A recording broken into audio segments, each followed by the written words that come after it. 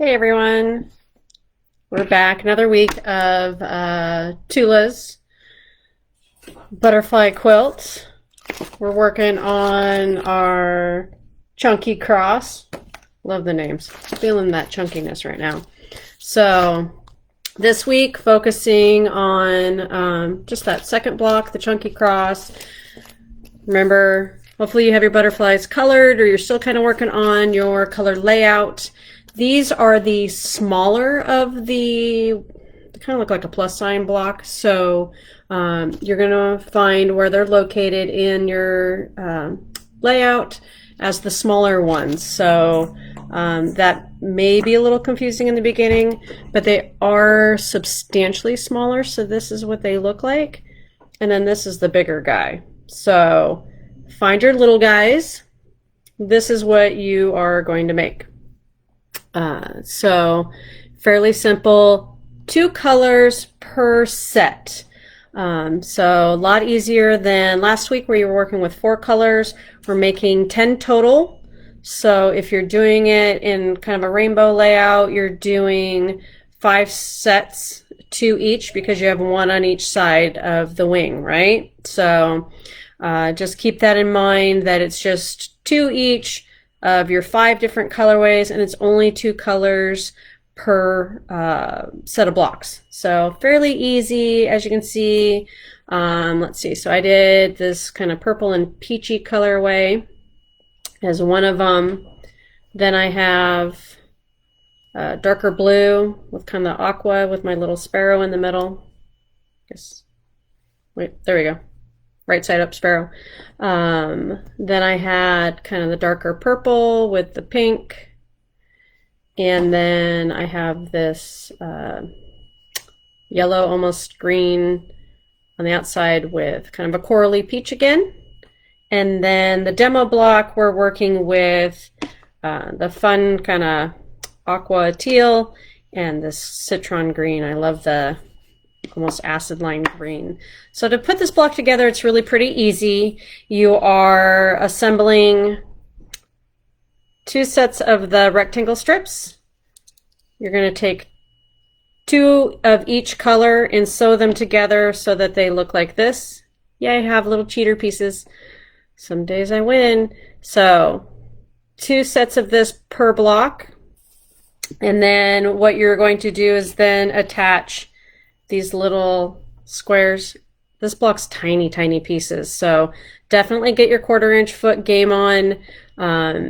If you need to add tape so that it kind of helps guide you to keep you straight with your seam, 1/4 inch foot is always a recommendation if you're a Bernina user.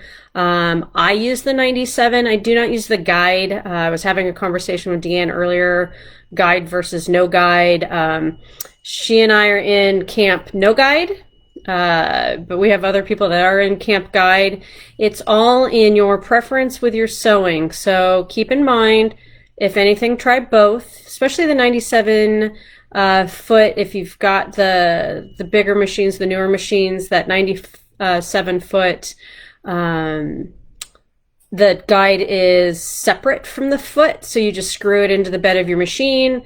So you can try it and then you can take it away and play around and see what you like. You can get the 57 foot, but that one, the guide is part of the foot.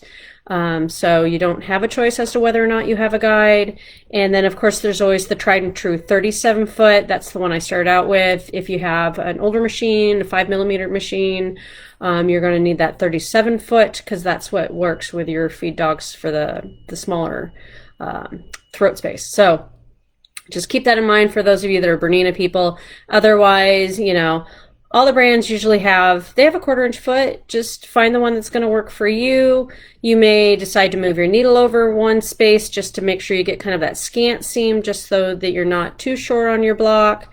All those kinds of things. And look, Kathy's here. Yay! Let's see how well I can multitask. So hi, Kathy. So always excited to see you guys here joining me in my live sessions. Otherwise, I get lonely. I miss you, and I know you guys are busy, so we'll keep rolling along. So you'll make your 2 like this. You're going to take your little guys. You're going to attach 1 to each side. So you're going to have 2 sets that look like this per block. and then you'll take it and set it aside for a minute, because the bigger section, so you have this bigger piece, it also gets a rectangle down each side. Now remember, I'm a seam press opener. Otherwise, if you press to one side or the other, just stay consistent. Press to the dark side, press outward, press inward. I would just keep it consistent, so as you join other blocks later, you have less issue with those. So on this bigger guy in the block, you need to have a color on both sides, so that when you have this little unit guy that you just made, you're going to attach it so that you make sure that this matching color attaches to this. Don't flip it around. Your block won't look correct. It will not look like a chunky cross if you accidentally turn it this way. So flip it around so that in the end you have a nice plus sign block, and then you just sew one of these units per side, and that's how you end up. I didn't have a finished one with this look. So whoop. Still learning my left and right with my camera. So as you can see, so this was the 2 rectangle strips to begin with, and then you have a square on each side. It then attached to this middle unit that you made, one on the top, one on the bottom. That's what makes this nice chunky cross. So super simple blocks, so let's not stress. Remember, low stress. Hey Dorothy, yay! Don't worry. If you're having issues, reach out to me. Those of you that are new, I saw some struggling with the first block, and I appreciate everybody that jumped in and helped out. That was fabulous. But any of my newbies, if you are looking for me to do maybe either a cutting tutorial, a how to keep your 1/4 inch straight tutorial, any of those kinds of things you think might help you, just reach out to me, let me know, so that I can try to plan some of those kinds of things.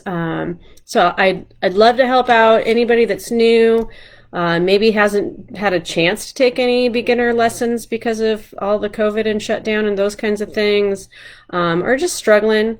I can help you work through whether, is it your mat, is it your ruler, is it just how you cut, all those things. So, and of course my dogs are going to go off. So that's it for this week at this point. And like I said, reach out to me if you need help. Otherwise, super easy block, 2 of each, 5 different color sets. Go look at your color layout, pick out your fabrics, have fun, maybe play with some fussy cutting, okay guys?